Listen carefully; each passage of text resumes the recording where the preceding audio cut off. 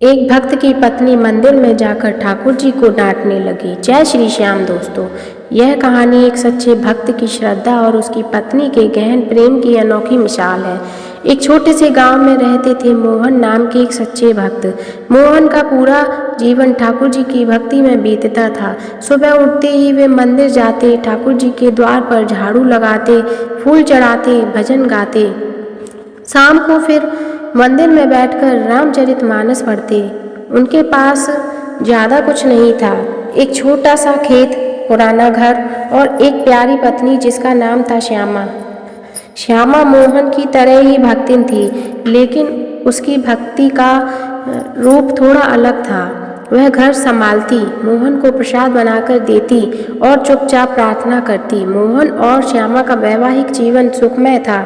गांव वाले मोहन को मोहन भक्त कहते, लेकिन एक दिन सब कुछ बदल गया। मोहन के खेत में फसल अच्छी हुई थी, वे खुश थे। ठाकुर जी को धन्यवाद देते हुए मोहन ने सोचा, अब मैं ठाकुर जी के लिए एक नया पटा चढ़ाऊंगा। लेकिन अगले ही दिन खेत में भयंकर ओले गिरे, सारी फसल बर्बाद हो गई। मोहन का दिल टूट गया। वह मंदिर पहुँचे, ठाकुर जी के चरणों में गिर पड़े और रोने लगे। हे प्रभु, आपने ही तो फसल उगाई थी, यह क्या लीला है। श्यामा ने घर पर सब देखा, वह चुप रही। रोटी बनाई, मोहन को खिलाई, लेकिन मोहन खाने को तैयार न हुए। वे मंदिर में ही सो गए। दूसरे दिन भी यही हाल। तीसरे दिन श्यामा को चिंता हुई, मोहन का स्वास्थ्य बिगड़ने लगा, वे कमजोर हो रहे थे। श्यामा ने सोचा, मैं कुछ करूं।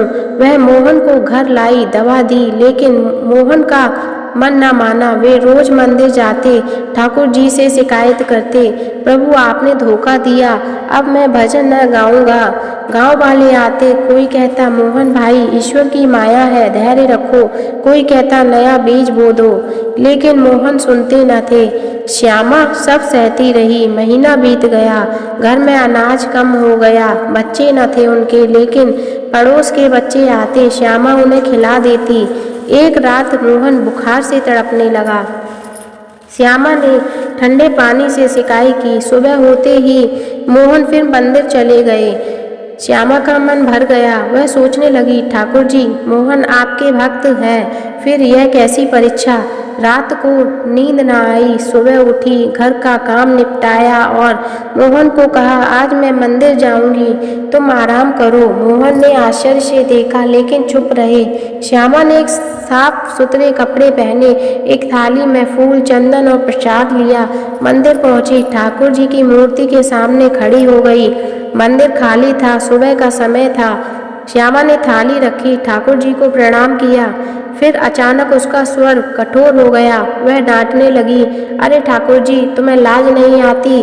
मोहन ने अपना सब कुछ तुम्हें समर्पित कर दिया। सुबह शाम तुम्हारी सेवा, खेत की फसल तुम्ही ने उगाई, तुम्ही ने बर्बाद की। अब मोहन बीमार है, घर में अनाज नहीं, तुम चुप क्यों हो। क्या भक्त का ऐसा हाल होता है। श्यामा की आंखों से आंसू बहने लगे। वह और जोर से बोली, तुम तो कहते हो ना मेरे भक्त का बाल भी बांका नहीं होता, झूठ बोलते हो। मोहन रोते हैं, तुम हंसते हो। मैं तुम्हें चने चबाकर खिला दूंगी, उठो, मोहन को ठीक करो, फसल लौटा दो, नहीं तो मैं तुम्हारी मूर्ति तोड़ दूंगी। उसकी आवाज़ मंदिर में गूंजी। बाहर खड़े पुजारी ने सुना, दौड़े आए, लेकिन श्यामा न रुकी। वह ठाकुर जी के सामने हाथ मल रही थी, जैसे कोई माँ अपने बच्चे को डांट रही हो। पुजारी ने कहा, भाभी क्या कर रही हो, ठाकुर जी को डांटना पाप है।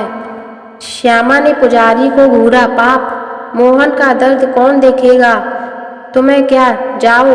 पुजारी चुपके से चले गए। श्यामा घंटों वहाँ रही, डांटती रही, रोती रही, ठाकुर जी, मोहन तुम्हारे बिना नहीं जी सकते, तुम उनके बिना क्या करोगे, सोचो। आखिरकार थककर वह बैठ गई। प्रसाद चढ़ाया, आरती उतारी, घर लौटी। मोहन ने सुना तो हंस पड़े। श्यामा, तुमने क्या किया, ठाकुर जी रुष्ट हो जाएंगे। श्यामा बोली, चुप रहो, जो होगा देखा जाएगा।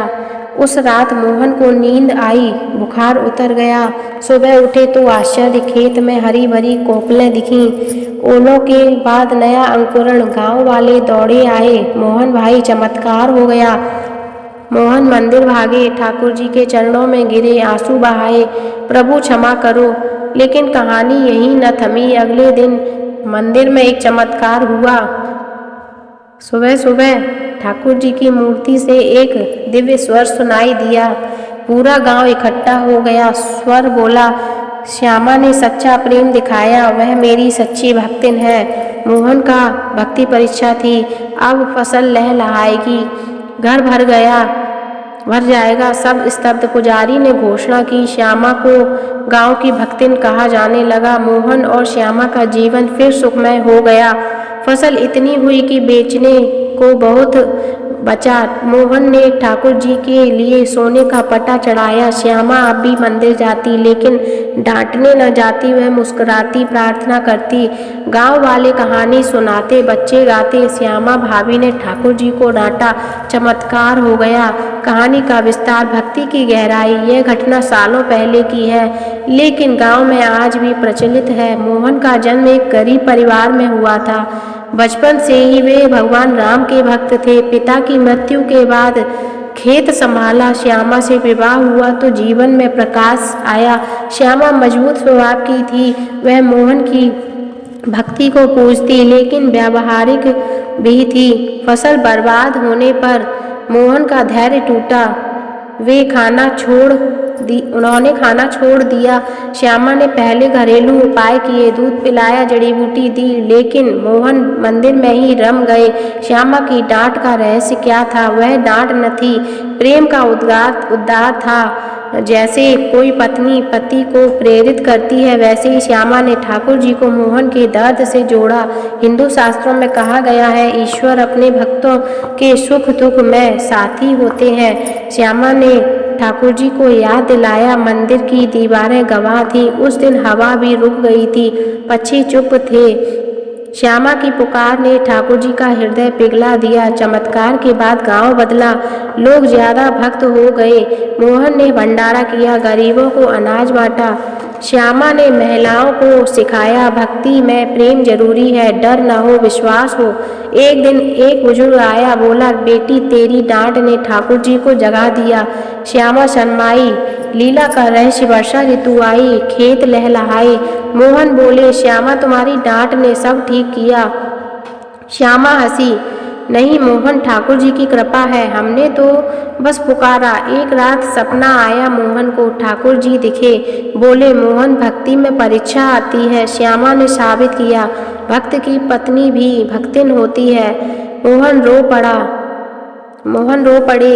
सुबह श्यामा को बताया, दोनों मंदिर गए, कथा सुनाई, गांव में मेला लगा, नाटक खेला गया। श्यामा की डांट का बच्चे हंसते, ताली बजाते। एक विधवा बोली, मुझे भी ऐसा विश्वास दो।